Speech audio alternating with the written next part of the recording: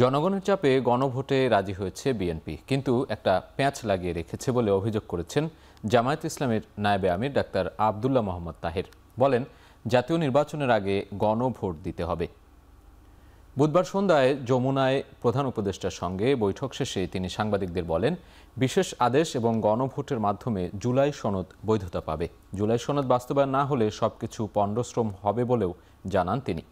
অধ্যাদেশ দিয়ে সাংবিধানিক পরিবর্তন সম্ভব নয় উল্লেখ করে নায়েবে আমির বলেন, আইনে ব্যত্যয় না হলে বিশেষ সাংবিধানিক আদেশ জারি করবেন প্রধান উপদেষ্টা। অভিযোগ করে তিনি আরও বলেন, প্রশাসন ও পুলিশে নির্দিষ্ট দলের হয়ে 70% কাজ করছে। প্রশাসনের লটারির মাধ্যমে নিয়োগ দেওয়ার কথা বলছেন প্রধান উপদেষ্টা। জামায়াত বলেছে, লটারির পেছনে যেন কোনো ভূত না থাকে। গণভোটের ব্যাপারে বিএনপি কোনোভাবে রাজি হচ্ছিল না প্রথম দিকে। আমরা এটা জোর দিয়েছিলাম, কিন্তু শেষ পর্যন্ত বিএনপি গণভোটে রাজি হয়েছে। আমরা বিএনপিকে ধন্যবাদ জানাই। এখন তারপরেও তারা একটা জটিলতা তৈরি করার চেষ্টা করছে। সেটা হচ্ছে গণভোট এবং জাতীয় নির্বাচন একদিনে হতে হবে, দুটো একেবারে আলাদা জিনিস।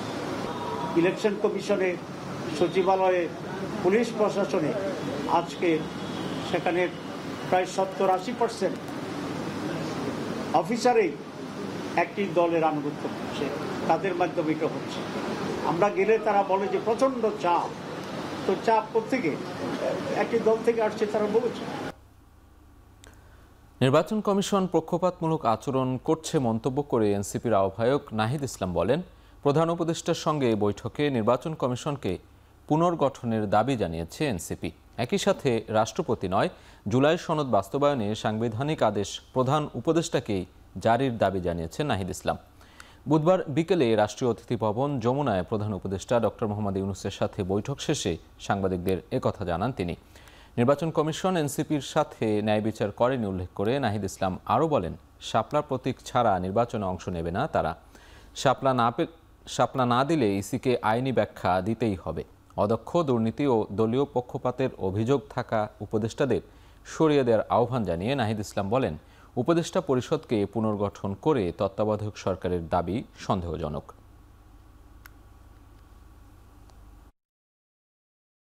তত্ত্বাবধায়ক সরকার জুলাই সনদে আসবে, গণভোটের পরে এই বিষয়ে আসলে চূড়ান্ত হওয়া সম্ভব। এর আগে তত্ত্বাবধায়ক সরকার যাওয়ার কোনো ধরনের আসলে সুযোগ নেই। আমরা বলেছি নির্বাচন শাপলা কেন আমরা পাবো না, তার আইনি সাংবিধানিক ব্যাখ্যা আমাদের দিলে তখন আমরা অন্য প্রতীকের বিষয়ে বিবেচনা করব।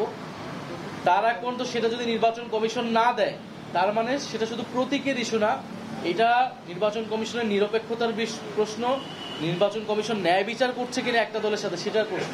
ফলে যেই নির্বাচন কমিশন আমাদের নিবন্ধন এবং প্রতীক বিষয়ে আমাদের সাথে ন্যায় বিচার করে না, তার অধীনে নির্বাচনে গিয়ে আমরা নিরপেক্ষতা এবং ন্যায় বিচার পাবো, সঠিক ফলাফল পাবো, সেটাও তো আমরা বিশ্বাস করতে পারছি না। নির্বাচন আয়োজনে কোনো চাপের কাছে নতি স্বীকার করবে না কমিশন, সাফ জানালো সিইসি।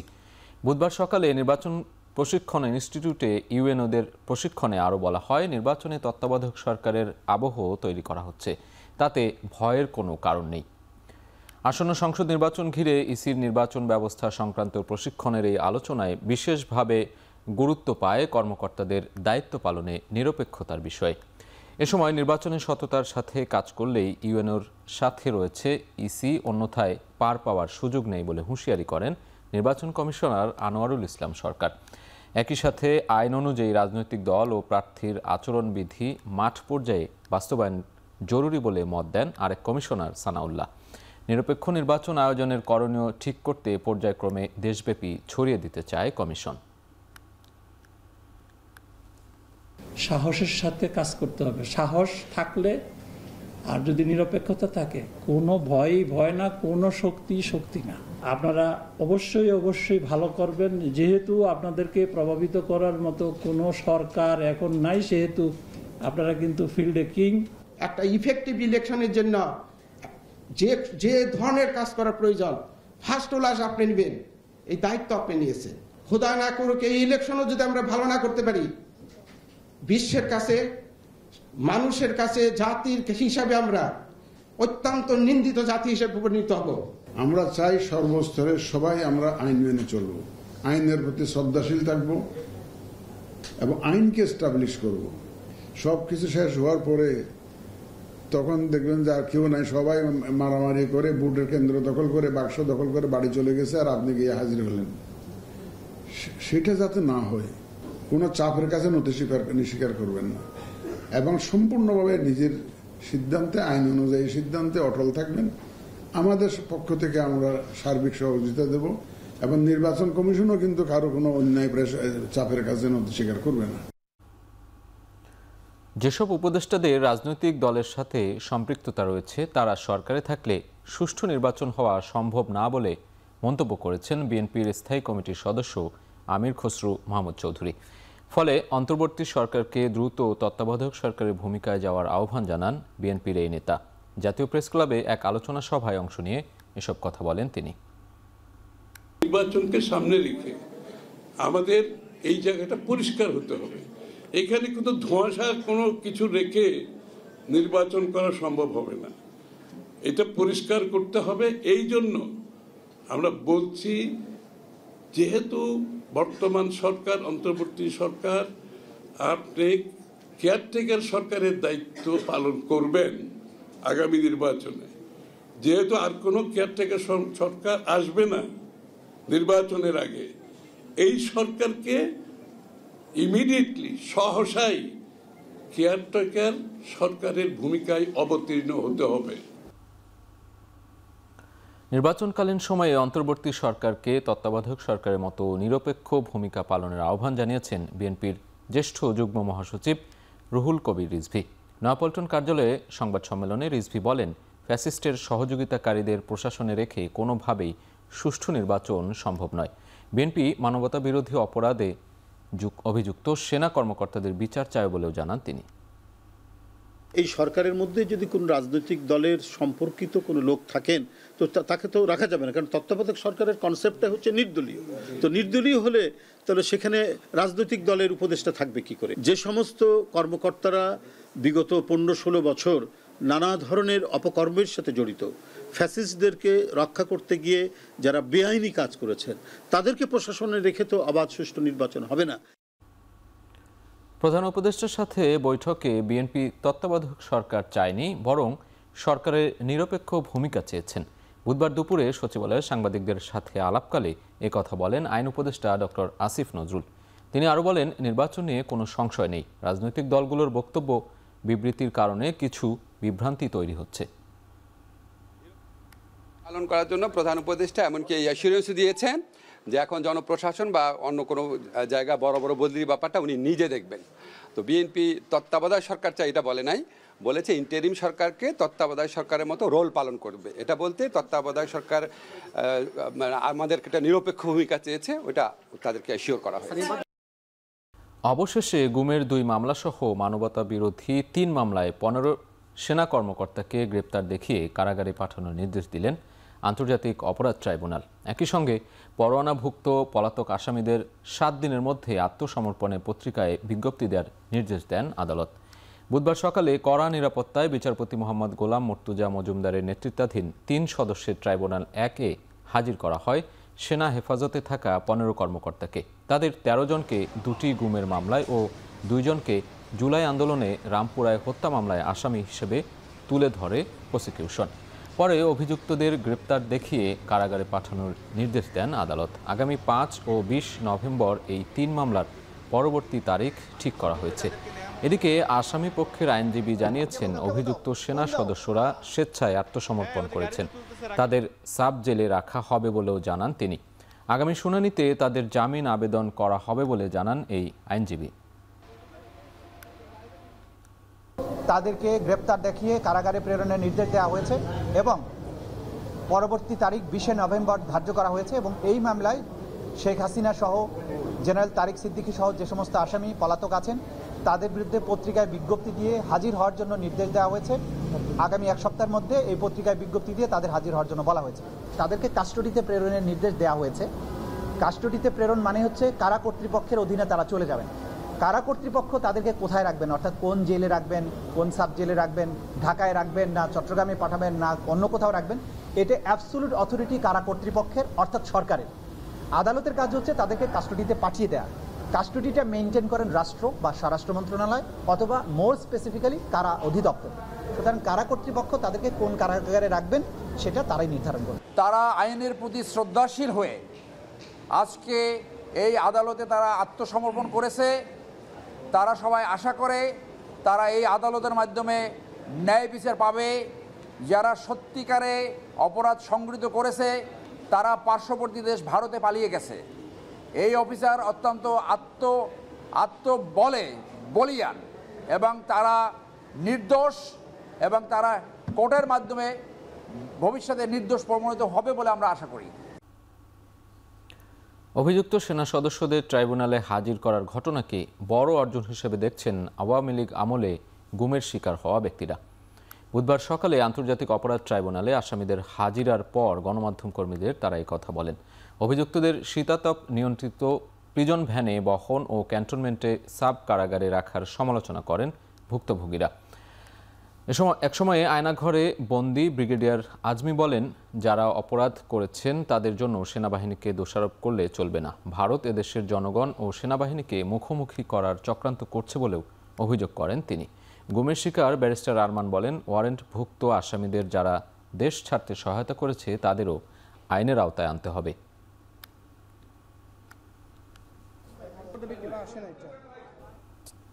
যে 25 জন অপরাধীর বিরুদ্ধে ওয়ারেন্ট ইস্যু হয়েছে, এরা একজনও কিন্তু সেনাবাহিনীর অভ্যন্তরে থেকে কোনো অপরাধ করার কারণে ওয়ারেন্ট বের হয়নি। তারা সেনাবাহিনীর বাইরে এসে, সেনাপ্রধানের নিয়ন্ত্রণের বাইরে এসে তারা এগুলি করেছে। 999 জন ভালো আর একজন খারাপ, তার জন্য পুরো বাহিনীকে বদনাম রটানো, কুচ্ছাটানো কিন্তু কোনো দেশপ্রেমিকের কাজ নয়। আমার স্বামীকে নাকি ইন্ডিয়া নিয়ে গেছে, তাকে নাকি মারা হয় না, এটা বলছে জিয়াউল হাসানের ছোট ভাই। এসি ভ্যানে করে আনা হয়েছে, যেটা আসলে ঠিক নাই। এই গুমের সাথে যারা জড়িত তাদের সর্বোচ্চ বিচার যাতে হয় বাংলা। আর এই বাহিনীতে যেন এইরকম মানুষের সৃষ্টি না হয়, যেন তারা এই কাজ করে তাদের প্রমোশন পুষ্পদুবি বাগাই নেওয়ার চেষ্টা করে। মানবতা বিরোধী অপরাধে অভিযুক্ত শেখ হাসিনা, আসাদুজ্জামান খান কামাল ও চৌধুরী আবদুল্লাহ আল মামুনের মামলার রায়ের দিন বৃহস্পতিবার ধার্য হতে যাচ্ছে। আসামিপক্ষের যুক্তিতর্ক শেষ হলে ট্রাইব্যুনাল এই ঘোষণা দেন। প্রসিকিউশন জানায়, বৃহস্পতিবার প্রথমে চিফ প্রসিকিউটর ও অ্যাটর্নি জেনারেল তাদের সমাপনী বক্তব্য রাখবেন। তারপর আনুষ্ঠানিকভাবে মামলার রায়ের জন্য দিন ধার্য হবে। রাজসাক্ষী হওয়া চৌধুরী আল মামুনের বিষয়ে ট্রাইব্যুনাল সিদ্ধান্ত নেবেন বলে জানানো হয়। এর আগে দুপুরে শুরু হয় আসামিপক্ষের আইনজীবী আমির হোসেনের যুক্তিতর্ক। এ সময় তিনি শেখ হাসিনা ও আসাদুজ্জামান খান কামালের ওপর আরোপিত অভিযোগ প্রমাণ হয়নি দাবি করে তাদের বেকসুর খালাস চান। এরপর যুক্তিতর্ক উপস্থাপন করেন আল মামুনের আইনজীবী। যুক্তিতর্ক শেষে প্রসিকিউশন আসামিপক্ষের বিভিন্ন যুক্তিতর্কের জবাব দেন।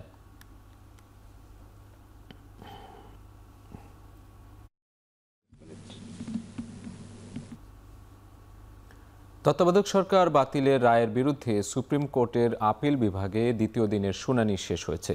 যুক্তিতর্ক উপস্থাপন শেষে রিটকারী আইনজীবী অ্যাডভোকেট শরীফ ভূঁইয়া বলেন, তত্ত্বাবধায়ক সরকার ফিরলেও অন্তর্বর্তী সরকারের ওপর কোনো প্রভাব পড়বে না। তিনি আরও বলেন, সাবেক প্রধান বিচারপতি খায়রুল হকের নেতৃত্বাধীন আপিল বিভাগ বিচারিক ক্ষমতার বাইরে গিয়ে তত্ত্বাবধায়ক সরকার ব্যবস্থা বাতিল করেন। এর আগে প্রধান বিচারপতি ডক্টর সৈয়দ রেফাত আহমেদের নেতৃত্বাধীন 7 সদস্যের পূর্ণাঙ্গ আপিল বেঞ্চে দ্বিতীয় দিনের শুনানিতে যুক্তিতর্ক তুলে ধরেন অ্যাডভোকেট শরীফ ভূঁইয়া। আগামী বৃহস্পতিবার শুনানির পরবর্তী দিন ধার্য করা হয়েছে।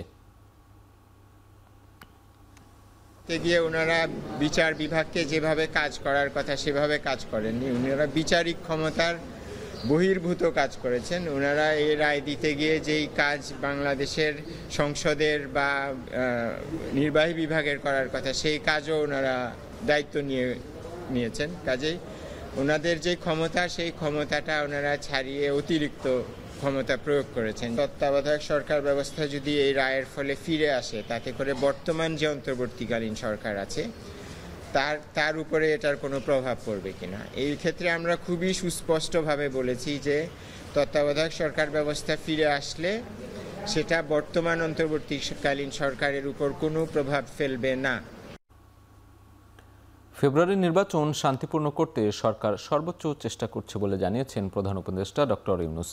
জার্মানির নবনিযুক্ত রাষ্ট্রদূত প্রধান উপদেষ্টার সঙ্গে সাক্ষাতে গেলে একথা বলেন প্রধান উপদেষ্টা।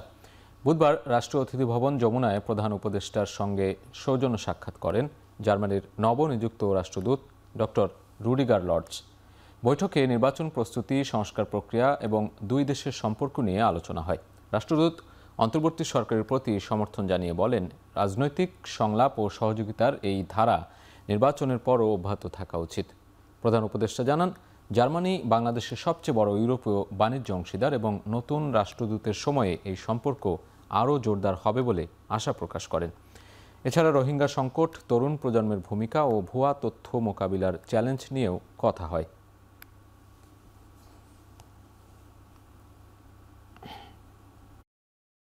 জাতীয় নাগরিক পার্টির নেতৃবৃন্দের সাথে বৈঠক করেছে বাংলাদেশ সফররত যুক্তরাষ্ট্রের ইন্টারন্যাশনাল রিপাবলিক ইনস্টিটিউটের প্রতিনিধি দলের সদস্যরা। রাজধানীর একটি হোটেলে অনুষ্ঠিত বৈঠকে আগামী নির্বাচন নিয়ে আলোচনা হয়েছে বলে জানিয়েছেন এনসিপির যুগ্ম আহ্বায়ক ও আন্তর্জাতিক বিষয়ক সম্পাদক সুলতান মোহাম্মদ জাকারিয়া। বিশেষ করে আগামী নির্বাচন অনুষ্ঠানের প্রক্রিয়া, মাঠ প্রশাসন ও নির্বাচন কমিশনের নিরপেক্ষতা নিয়ে আলোচনা হয় বৈঠকে। এনসিপি জানায়, প্রতীক নিয়ে নির্বাচন কমিশনের আচরণে সন্তুষ্ট নয় তারা। তবে কমিশনের সঙ্গে আলোচনার মাধ্যমে বিষয়টি সমাধান সম্ভব হলেও আইআরআই প্রতিনিধি দলের কাছে আশাবাদ জানিয়েছে এনসিপি।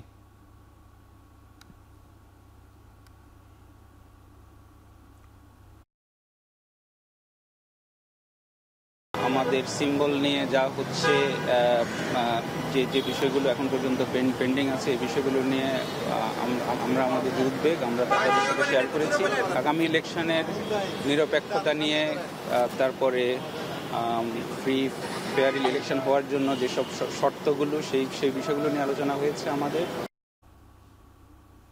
জাতীয় নির্বাচনকে প্রলম্বিত করতে দেশি ও বিদেশি ষড়যন্ত্রকারীরা ওঁত পেতে আছে বলে মন্তব্য করেন বিএনপির ভাইস চেয়ারম্যান আহমেদ আজম খান। তিনি বলেন, গণতন্ত্রের যাত্রায় ফেরত যেতে ও গণতান্ত্রিক সমাজ গড়ার মূল শর্ত সময়মতো জাতীয় নির্বাচন। বুধবার দুপুরে টাঙ্গাইল প্রেস ক্লাব মিলনায়তনে বাংলাদেশ সাংবাদিক কল্যাণ পরিষদের অভিষেক অনুষ্ঠানে এসব কথা বলেন তিনি। আহমেদ আজম খান আরও বলেন, গত 14 মাসে নানা ষড়যন্ত্র হয়েছে, এখনও কিছু চক্র সক্রিয়ভাবে নির্বাচন পেছাতে চেষ্টা করছে। তিনি সতর্ক করে বলেন, একদিন নির্বাচন পেছালেই ক্ষতিগ্রস্ত হবে দেশ ও গণতন্ত্রের অগ্রযাত্রা। তাই আন্দোলনের নামে কেউ যেন নির্বাচন ব্যাহত না করে এ আহ্বান জানান তিনি। নির্বাচনকে কেন্দ্র করে দেশি এবং বিদেশি চক্র বারবার সক্রিয় হচ্ছে। আমরা স্পষ্ট বলতে চাই, আপনারা আন্দোলন করুন, কিন্তু গণতন্ত্রে ফেরার জন্যে যে নির্বাচন, সেই নির্বাচন যদি আপনাদের আন্দোলনে ব্যাহত হয়, এর দায় আপনাদেরকেই নিতে হবে। আওয়ামী লীগের ভোটাররা যাদের কাছে জানমালের নিরাপত্তা পাবে তাদেরকেই ভোট দেবে বলে মন্তব্য করেন ইসলামী আন্দোলনের নায়েবে আমির মুফতি ফয়জুল করিম। তিনি বলেন, ইসলামী আন্দোলন ক্ষমতা এলে সবার জানমালের নিরাপত্তা নিশ্চিত করা হবে। বুধবার বিকেলে চট্টগ্রামের হালি শহরে নির্বাচনী দলীয় কর্মশালায় তিনি বলেন, 53 বছরে কোনো সরকারই মানুষের জানমালের নিরাপত্তা নিশ্চিত করতে পারেনি। শাসক ভালো না হলে শাসনও ভালো হয় না উল্লেখ করে তিনি বলেন, খুন রাহাজানি বন্ধে এখন প্রয়োজন পরিবর্তন। আরও বলেন, তার দল ক্ষমতা এলে কেউ 1 টাকাও বিদেশে পাচার করতে পারবে না।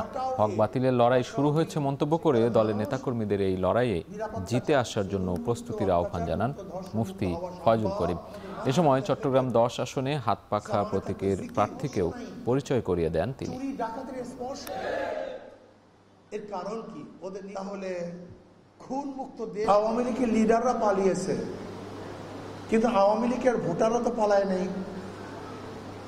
তাদের ভোটগুলি কাদেরকে দিবে যদি আওয়ামী লীগ নির্বাচনে অংশগ্রহণ না করে? আমি বললাম, যাদের মাধ্যমে তাদের জানমালের নিরাপত্তা পাবে তাদেরকে ভোট দিবে। কারা ক্ষমতা আসলে জানমালের খতরা, কারা ক্ষমতা আসলে ব্যবসা প্রতিষ্ঠানের খতরা, কারা ক্ষমতা আসলে চাঁদাবাজি করবে, কারা আসলে ধর্ষণ করবে, কারা আসলে জুলুম অত্যাচার করবে, এ পাবলিক ভালো মতো জানে, ভালো মতো বুঝে। কাজে আমি বিশ্বাস করি, আগামী নির্বাচনে যদি আপনারা ঠিক মতো দাওয়াত দিতে পারেন, ঘরে ঘরে যেতে পারেন, আপনাদের ধারণার চেয়ে অনেক বেশি ভোট আপনারা পাবেন ইনশাআল্লাহ। আপনি চিন্তাও করতে পারবেন না, হাত পাকার কত ভোট পড়বে।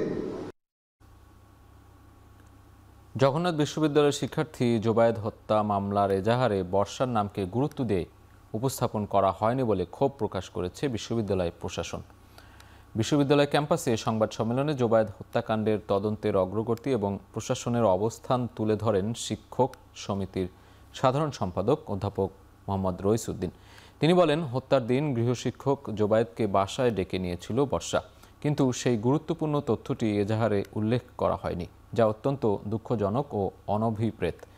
ত্রিভুজ প্রেমের কল্পকাহিনী বানিয়ে হত্যাকাণ্ডকে অন্যদিকে প্রভাবিত করার কোনো সুযোগ নেই বলে হুঁশিয়ারি প্রকাশ করেন তিনি। এছাড়া জোবায়েদ হত্যাকাণ্ডের পর আইনজীবী নিয়োগ সহ বিশ্ববিদ্যালয়ের পক্ষ থেকে গৃহীত পদক্ষেপগুলো সংবাদ সম্মেলনে তুলে ধরেন তিনি। বলেন, আগামী 27 অক্টোবর জগন্নাথ বিশ্ববিদ্যালয় দিবস জোবায়েদকে উৎসর্গ করা হয়েছে।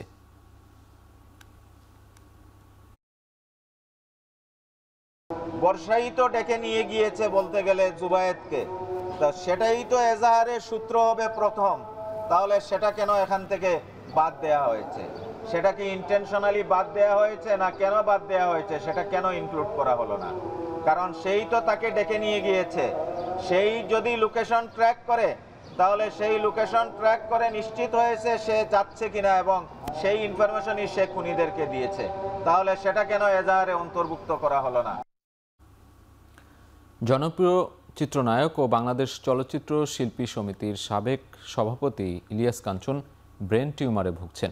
তার সুস্থতায় দোয়া চেয়ে মিলাদ মাহফিল করেছে নিরাপদ সড়ক চাই। বুধবার পল্টনে নিরাপদ সড়ক চাইয়ের কেন্দ্রীয় কার্যালয়ে দোয়া মাহফিলের আয়োজন করা হয়। এ সময় অনলাইনে যুক্ত হয়ে মোনাজাতে অংশ নেন ইলিয়াস কাঞ্চন। আয়োজকেরা জানান, বর্তমানে সিঙ্গাপুরে চিকিৎসাধীন রয়েছেন। গেল আগস্টে তার মাথায় অস্ত্রোপচার করা হয়। বর্তমানে অনকোলজিস্ট ভিনায়ার তত্ত্বাবধানে টার্গেট থেরাপি চলছে। দোয়া মাহফিলে যোগ দেন চলচ্চিত্রের প্রবীণ ও নবীন শিল্পীরা।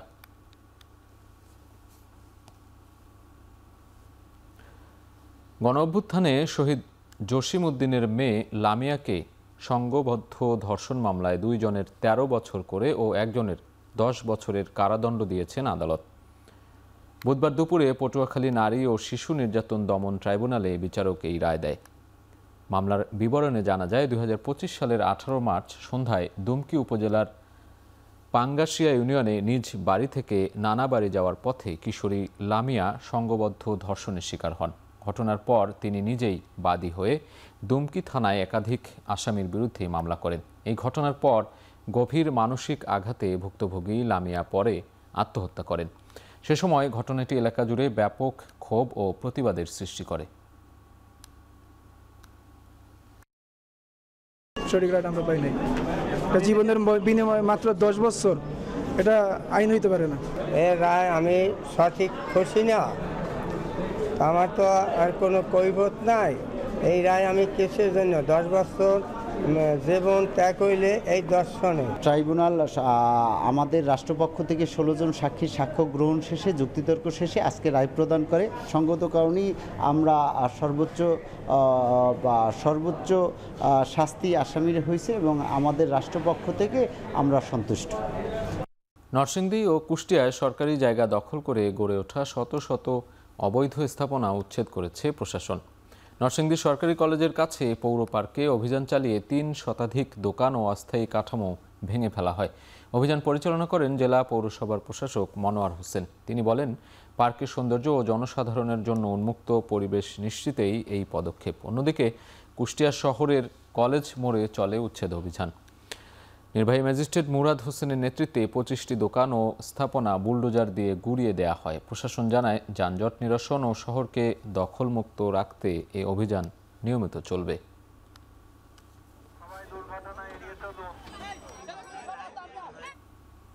মোবাইল ব্যাংকিং ও ডিজিটাল ব্যাংকিং প্রতিষ্ঠান সেবার নামে যাতে মানুষের পকেট কাটতে না পারে সেদিকে খেয়াল রাখছে বাংলাদেশ ব্যাংক। এক্ষেত্রে প্রান্তিক মানুষের সেবা ও এসব প্রতিষ্ঠানের মুনাফা সমন্বয় ও নজরদারি করা হচ্ছে বলে জানান বাংলাদেশ ব্যাংকের নির্বাহী পরিচালক আরিফ হোসেন খান। বুধবার সকালে চট্টগ্রামের আগ্রাবাদে ইসলামী ব্যাংকের আয়োজনে মতবিনিময় সভায় তিনি কথা বলেন। এ সময় তিনি বলেন, লেনদেনে নিরাপত্তা আনা, স্বচ্ছতা তৈরি, কর ফাঁকি রোধে ক্যাশলেস সোসাইটি তৈরিকে জাতীয় লক্ষ্যমাত্রা হিসেবে ধরার কথা। এছাড়া ব্যবসায়ীদেরও লেনদেন ক্যাশলেস বা ডিজিটালে করার পরামর্শ দেন তিনি। ডিজিটাল লেনদেনে খরচ কমার পাশাপাশি দেশের প্রান্তিক জনগোষ্ঠীকে এর আওতায় আনার দাবিও তুলে ধরেন বক্তারা। সম্প্রতি ইন্টার অপারেবিলিটির একটি রেট ধার্য করেছি।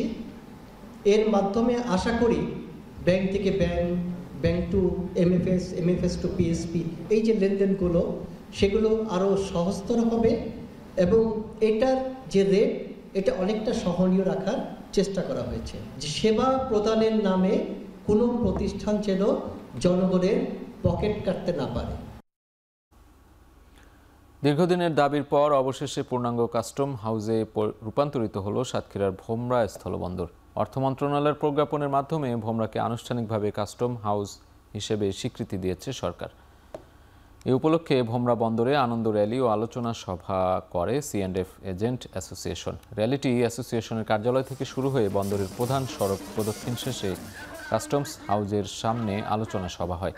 এ সময় বক্তারা অর্থ মন্ত্রণালয় NBRকে ধন্যবাদ জানিয়ে বলেন, দক্ষিণ পশ্চিমাঞ্চলের অন্যতম ব্যস্ততম স্থলবন্দর ভোমরা। প্রতিদিন শত শত ট্রাকে ভারত ও বাংলাদেশের মধ্যে কোটি টাকার পণ্য আমদানি রপ্তানি হয় এই পথে। অ্যাসোসিয়েশনের নেতারা বলেন, ভোমরাকে কাস্টম হাউসে উন্নীত করায় এখন থেকেই পূর্ণাঙ্গ রাজস্ব প্রশাসন, শুল্ক নির্ধারণ, আমদানি রপ্তানি নথি যাচাই ও বাণিজ্য ব্যবস্থাপনা সম্পন্ন করা যাবে। ব্যবসায়ীরা আর খুলনা কাস্টম হাউসের ওপর নির্ভরশীল থাকবেন না।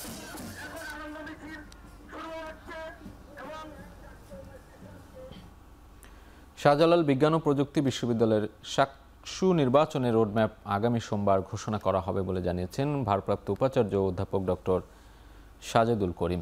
ক্যাম্পাসে শিক্ষার্থীদের অবস্থান কর্মসূচিতে তিনি এ তথ্য জানান। এর আগে বুধবার বিকেল ৩টা থেকে সাধারণ শিক্ষার্থীরা বিশ্ববিদ্যালয়ের প্রশাসনিক ভবনের সামনে অবস্থান কর্মসূচি পালন করেন। এ সময় শাকসু নির্বাচনের দাবিতে স্লোগান দেন।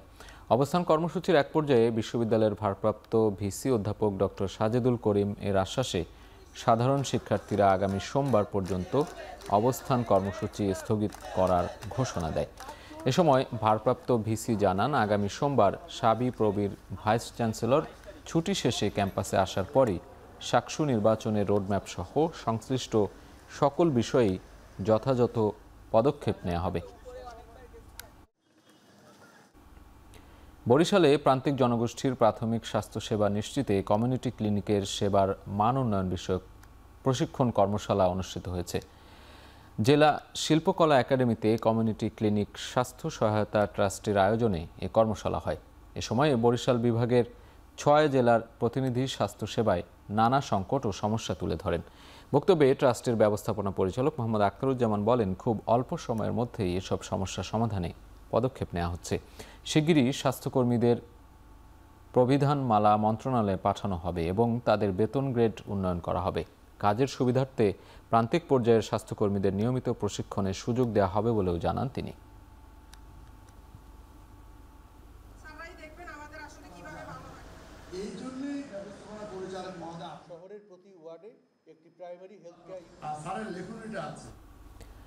ব্রাহ্মণবাড়িয়ায় আওয়ামী লীগ ও বিএনপি নিয়ে বাকবিতণ্ডাকে কেন্দ্র করে রাতে টর্চ লাইট জ্বালিয়ে দুই পক্ষের সংঘর্ষে আহত হয়েছেন অন্তত 30 জন। রাত 8:45 থেকে 11টা পর্যন্ত সদরের উত্তর সুহিলপুর এলাকার কুমিল্লা সিলেট মহাসড়কে সংঘর্ষে যান চলাচল বন্ধ থাকে প্রায় 3 ঘন্টা। এতে ওই মহাসড়কে তীব্র যানজট তৈরি হয়। স্থানীয়রা জানায়, কয়েকদিন আগে রাজনৈতিক কথা বলতে গিয়ে তর্কে জড়ান উত্তর সুহিলপুর গ্রামের উকিল পরিবারের সাদ্দাম হোসেন ও আজিজ পরিবারের আক্তার মিয়া। এক পর্যায়ে আক্তারকে থাপ্পড় মারেন সাদ্দাম। এ নিয়ে দুই পক্ষের মধ্যে উত্তেজনা দেখা দেয়।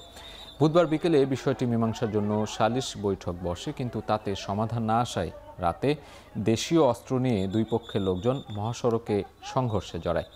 রণক্ষেত্রে পরিণত হয় কুমিল্লা সিলেট মহাসড়ক। আহত হন উভয়ের অন্তত 30 জন। পুলিশ ও সেনাবাহিনীর সদস্যরা ঘটনাস্থলে গিয়ে সংঘর্ষ নিয়ন্ত্রণে আনে।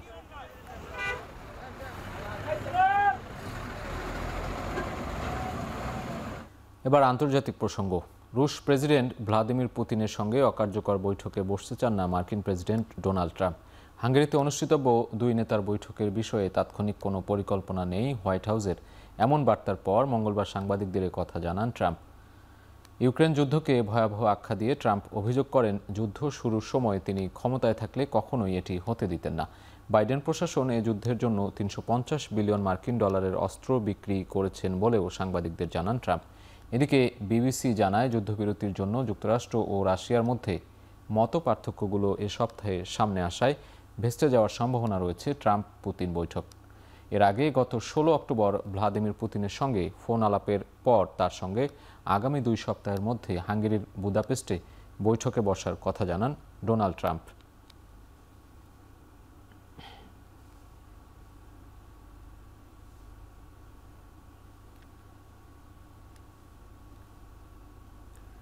যুদ্ধবিরতির প্রথম ধাপ অনুযায়ী তেল আবিবের কাছে আরও ২ ইসরায়েলি জিম্মির মরদেহ হস্তান্তর করেছে হামাস। এদিকে মধ্যপ্রাচ্যের কয়েকটি দেশ হামাসের সঙ্গে লড়াইয়ে নিজেদের বাহিনী পাঠানোর প্রস্তাব দিয়েছেন বলে ট্রুথ সোশ্যালে জানান ট্রাম্প। ট্রাম্প জানান, যদি হামাস যুদ্ধবিরতির শর্ত না মেনে চলে তাহলে মধ্যপ্রাচ্য যুক্তরাষ্ট্রের মিত্ররা গাজায় তার অনুরোধে সৈন্য পাঠাতে প্রস্তুত। তবে কোন কোন দেশ তাকে প্রস্তাব দিয়েছে সেটি স্পষ্ট করেননি তিনি। এদিকে ইসরায়েল সফরে গিয়ে মার্কিন ভাইস প্রেসিডেন্ট জেডি ভ্যান্স জানান, প্রত্যাশার চেয়েও অগ্রগতি হয়েছে গাজা যুদ্ধবিরতির। এ সময় তিনি পুনর্ব্যক্ত করেন, শান্তির জন্য হামাসকে অবশ্যই অস্ত্র ত্যাগ করতে হবে। অন্যদিকে হামাসের কাছে থাকা বাকি ইসরায়েলি জিম্মিদের ফিরিয়ে আনার দাবিতে তেল আবিবে মার্কিন দূতাবাসের সামনে জড়ো হন ভুক্তভোগীদের পরিবারের সদস্যরা।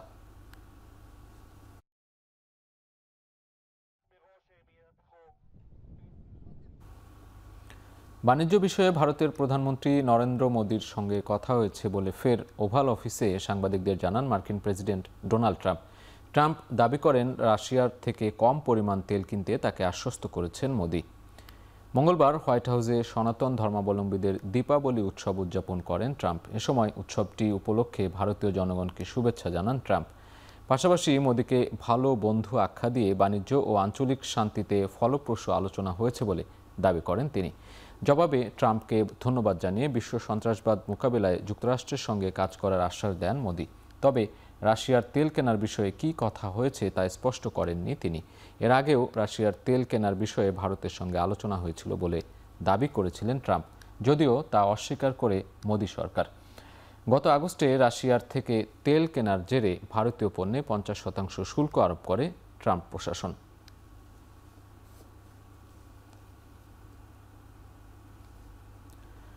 ভারত থেকে আমদানিকৃত পণ্যে শুল্ক কমিয়ে 15 থেকে 16% নামিয়ে আনতে পারে যুক্তরাষ্ট্র। ভারতীয় সংবাদ মাধ্যম মিন্টের বরাত দিয়ে জানিয়েছে বার্তা সংস্থা রয়টার্স। বুধবারের প্রতিবেদনে বলা হয়, বহু প্রতীক্ষিত বাণিজ্য চুক্তি চূড়ান্তের কাছাকাছি পৌঁছেছে ভারত ও যুক্তরাষ্ট্র। বর্তমানে ভারতীয় আমদানি পণ্যে 50% মার্কিন শুল্ক বহাল আছে। সংশ্লিষ্ট 3 ব্যক্তির সূত্র উল্লেখ করে বলা হয়, মূলত কৃষি ও জ্বালানি নির্ভর প্রস্তাবিত চুক্তিটি। রাশিয়া থেকে অপরিশোধিত তেল আমদানি ভারত ধাপে ধাপে কমিয়ে আনবে এমন শর্ত রয়েছে চুক্তিটিতে। এ বিষয়ে রয়টার্স যোগাযোগ করলেও কোনো প্রতিক্রিয়া জানায়নি ভারতের বাণিজ্য মন্ত্রণালয় কিংবা হোয়াইট হাউস কেউই। মঙ্গলবারই ভারতের প্রধানমন্ত্রী নরেন্দ্র মোদীর সাথে ফোনে কথা বলেন মার্কিন প্রেসিডেন্ট ডোনাল্ড ট্রাম্প।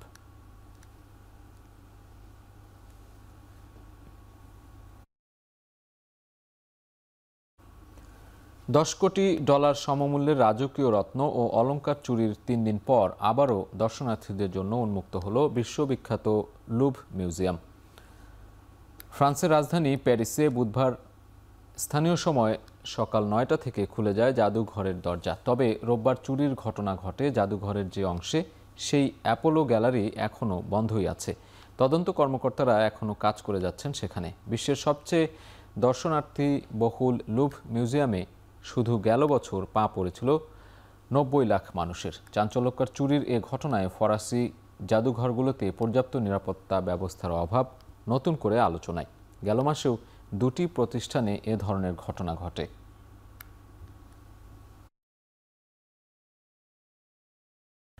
ফ্রান্সে 7 মাস ধরে কারাবন্দী ইরানি শিক্ষার্থী মাহাদিয়া ইসফানদিয়ারির মুক্তির দাবিতে তেহরানের ফরাসি দূতাবাসের সামনে বিক্ষোভ করেছেন শিক্ষার্থীরা। ইরানের অভিযোগ, সামাজিক যোগাযোগ মাধ্যমে ইসরায়েল বিরোধী পোস্ট দেয়ায় মাহদিয়াকে অবৈধভাবে গ্রেপ্তার করে রেখেছে ফ্রান্স সরকার। বর্তমানে ফ্রান্সের লিওন কারাগারে বন্দী তিনি। মঙ্গলবার ইরানের আধা সরকারি বার্তা সংস্থা তাসনিম এক ইরানি কূটনীতিকের বরাতে জানায়, বিনিময়যোগ্য বন্দির তালিকায় রাখা হয়েছে মাহদিয়াকে। রাজনৈতিক প্রক্রিয়ায় দূতাবাসের মাধ্যমে হস্তান্তর করা হতে পারে তাকে। এর বিনিময়ে 2022 সাল থেকে ইরানে বন্দী 2 ফরাসি নাগরিককে ফেরত চাইবে প্যারিস।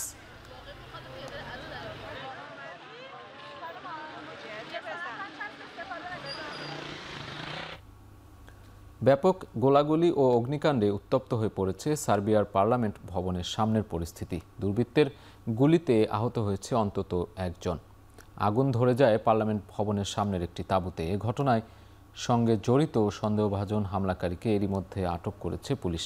তবে কে বা কারা পরিস্থিতি অস্থির করে তুলেছে সে বিষয়ে স্পষ্ট নয় আইনশৃঙ্খলা বাহিনীর কাছে।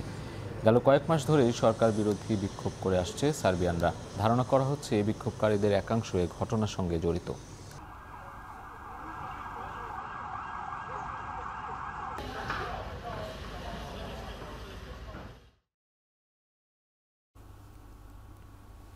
কাতারে বসবাসরত চট্টগ্রামের প্রায় 50,000 প্রবাসীর মধ্যে পারস্পরিক যোগাযোগ তৈরির লক্ষ্যে গঠিত হল চট্টগ্রাম সমিতি কাতার।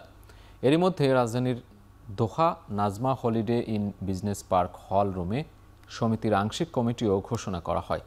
ইসমাইল মনসুরকে সভাপতি ও মোজাম্মেল হোসেনকে সাধারণ সম্পাদক করে এই কমিটি ঘোষণা করেন লায়ন মোহাম্মদ মঈনউদ্দিন।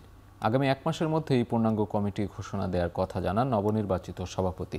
অনুষ্ঠানে কমিটির নেতৃবৃন্দরা ছাড়াও অনেক প্রবাসী উপস্থিত ছিলেন।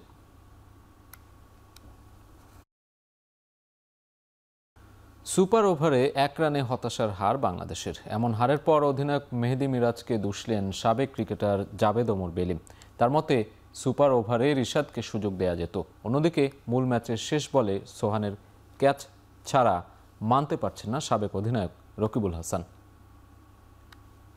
ক্যাপ্টেন্সি খারাপ বলবো কেন, 4-5 জন মিলে ইভেন কোচ, ব্যাটিং কোচ এরা মিলে কিন্তু ডিসিশন নেয়, ঠিক আছে। কিন্তু ওই একটা জায়গায় আমি হলে হয়তো আমি হিসেবে কি নাম সম্মুর জায়গায় আমি রিশাদকে ট্রাই করতাম। কেন আপনি জানেন 5 ওভারে বলে 6 ওভারে বলিংয়ে আপনার সাফকর্নার মানে মারতেই যায় মানুষ। ওনার যেহেতু ভালো গত 2টা ম্যাচে উনি আউটস্ট্যান্ডিং করছেন, আবার রাইট ইলেকট্রিক কম্বিনেশন ছিল, তো ওই জায়গায় আমার মনে হয় আমি হয়তো সাইফ এবং রিশাদকে আমি ট্রাই করতাম। ওয়েস্ট ইন্ডিজ কিন্তু অপরচুনিটি তৈরি করে দিয়েছে সুপার ওভার যাওয়ার জন্য। ওরা যেভাবে খেলছিল লাস্ট 7 উইকেট পড়ার পর অনারে জেতার কথা, ওই জায়গায় ওরা স্লগ সুইপ বা এগুলো খেলতে গিয়ে সুযোগ দিয়েছিল। উইকেট তো গত ম্যাচের থেকে কাছাকাছি ছিল, বাট একটু হয়তো বেটার ছিল। But then captaincy he is doing all right. Out করা উচিত ছিল, লিভ ইট করে সোহান ছড়ে যেত, বিকজ ও হল attacking the ball, when is facing the ball, এটা তার ক্যাচ, এটা ক্রিকেটের ভাষায় আমরা বলি। সময়টা দারুণ পার করছেন বাংলাদেশের স্পিন অলরাউন্ডার রিশাদ হোসেন। ঘরের মাঠে চলমান সিরিজে ব্যাট হাতে করেছেন 65 রান আর বল হাতে নিয়েছেন 9 উইকেট। দুর্দান্ত এই পারফরমেন্সের প্রভাব পড়েছে র্যাঙ্কিংয়েও। আইসিসির প্রকাশিত সবশেষ র্যাঙ্কিংয়ে অলরাউন্ডারদের মধ্যে 87 ধাপ এগিয়ে গিয়েছেন রিশাদ। বর্তমানে অবস্থান করছেন 37তম স্থানে। বর্তমানে এই বাংলাদেশি তারকার অলরাউন্ডার রেটিং 151, যা তার কেরিয়ারের সেরা অবস্থান। এছাড়া নিজের অসাধারণ বোলিংয়ের সুবাদে বোলারদের তালিকায় এগিয়েছেন 65 ধাপ। ক্যারিয়ার সেরা 430 রেটিং পয়েন্ট নিয়ে অবস্থান করছেন 66তম স্থানে। রিশাদ ছাড়াও উন্নতি ঘটেছে অধিনায়ক মেহেদী হাসান মিরাজেরও। অলরাউন্ডার র্যাঙ্কিংয়ে শীর্ষ 4-এ উঠে এসেছেন টাইগারদের ওয়ানডে অধিনায়ক।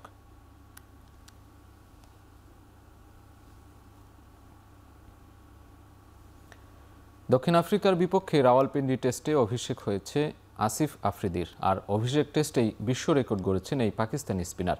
সবচেয়ে বয়স্ক ক্রিকেটার হিসেবে অভিষেক টেস্টে 5 উইকেট নেয়ার রেকর্ড গড়েছেন তিনি। রাওয়ালপিন্ডিতে 38 বছর 299 দিন বয়সে আসিফের অভিষেক হয়।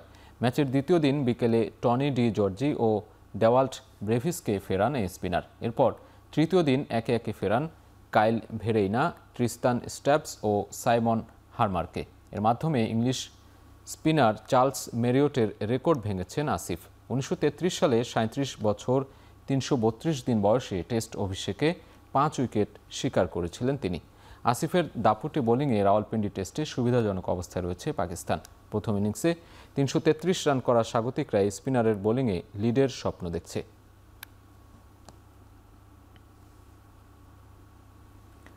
রাওয়ালপিন্ডি টেস্টের তৃতীয় দিন শেষে দক্ষিণ আফ্রিকার বিপক্ষে 23 রানের লিড নিয়েছে পাকিস্তান। বাবর আজম এবং মোহাম্মদ রিজওয়ান অপরাজিত থেকে দিন শেষ করেছেন। আগের দিনের 4 উইকেটে 185 রান থেকে এদিন ম্যাচ শুরু করে দক্ষিণ আফ্রিকা। ট্রিস্টান স্টাবস এবং টনি ডি জর্জির 50-র পর লিডের দিকে এগুতে থাকে প্রোটিয়ারা। তবে অভিষিক্ত আসিফ আফ্রিদির রেকর্ড গড়া 6 উইকেটের স্পেলে অনেকটাই বিপাকে পড়ে যায় তারা। শেষ দিকে সিরওয়ান মাথুসামির 89 এবং কাগিজো রাবাদার 71 রানের সুবাদে 71 রানের লিড পায় দক্ষিণ আফ্রিকা। নিজেদের দ্বিতীয় ইনিংসে ব্যাট করতে নেমে 16 রানেই 3 উইকেট হারিয়ে বিপাকে পড়ে স্বাগতিকরা। যদিও বাবর আজমের 49 এবং রিজওয়ানের 16 রান পাকিস্তানকে তৃতীয় দিনের শেষে 23 রানের লিড এনে দেয়।